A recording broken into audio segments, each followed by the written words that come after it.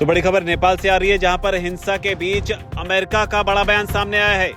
नेपाल में जिस तरीके से जेंजी ने तांडव मचाया, उसके बाद प्रधानमंत्री केपी शर्मा ओली, पीएम ओली ने इस्तीफा दे दिया है।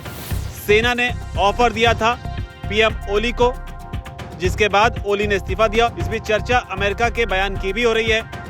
सेना की ओर से कहा गया था कि पीएम ओली जो है वो सत्ता छोड़ दें, और बिना सत्ता छोड़े हालात को संभालना बेहद मुश्किल है। तो सेना का ये बयान ऐसे वक्त में जब बताया जा रहा है कि प्रदर्शन के बीच प्रधानमंत्री केपी शर्मा ओली ने नेपाल के सेना प्रमुख जनरल अशोक राज सिंघेल से बात की थी, उन्हें स्थिति को नियंत्रित करने के लिए कहा था, जिसके बाद उन्हें सत्ता छोड़ने की सलाह दी गई। जिसके जवाब में अब जो बड़ी अपडेट है वो ये है कि प्रधानमंत्री ओली ने अपना इस्तीफा दे दिया है, जिसे स्वीकार भी कर लिया गया है।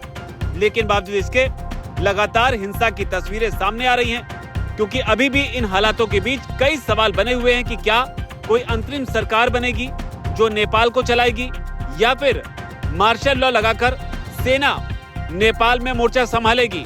क्योंकि जो तस्वीरें सामने आई उसमें भयंकर गुस्सा जो है लोगों को देखने को मिला, जिसमें एक वीडियो भी वायरल हुआ जहां वित्त मंत्री को सड़क पर दौड़ा कर पीटा गया। ये वही वित्त मंत्री हैं जो कभी जबरदस्त सुरक्षा घेरे के बीच चलते थे, लेकिन सड़क पर वित्त मंत्री को बुरी तरह पीटा गया।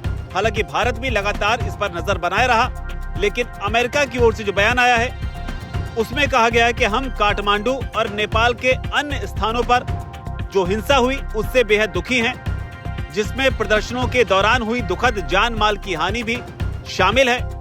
अमेरिका ने साथ ये भी कहा कि हम पीड़ितों के परिवारों और सभी प्रभावित लोगों के प्रति अपनी गहरी संवेदना व्यक्त करते हैं और घायलों के शीघ्र और पूर्ण स्वस्थ होने की कामना करते हैं।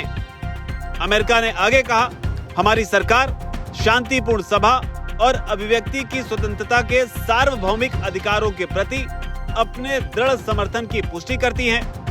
हम सभी पक्षों से अधिकतम संयम बरतने और आगे की हिंसा को रोकने, इन मौलिक अधिकारों की रक्षा सुनिश्चित करने का आग्रह करते हैं। तो ये अमेरिका की ओर से प्रतिक्रिया, जहां पर लगातार रिपोर्ट सामने आई जिसमें बताया गया कि केपी शर्मा ओली कभी भी नेपाल छोड़कर दुबई रवाना हो सकते हैं, जिसके लिए हेलीकॉप्टर को भी स्टैंड बाय पर रखा गया। लेकिन अब जो बड़ी अपडेट है वो ये है कि केपी ओली ने, पीएम ओली ने नेपाल में प्रधानमंत्री पद से इस्तीफा दे दिया है।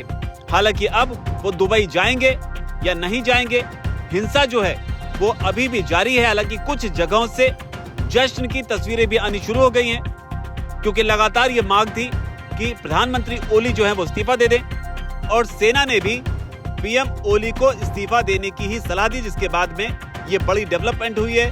अब देखना होगा आगे नेपाल किस करवट बैठेगा और इसका भारत पर क्या प्रभाव पड़ेगा। नेपाल से जो भी अपडेट आ रही है वो पल पल की जानकारी दैनिक जागरण आप तक पहुंचा रहा है।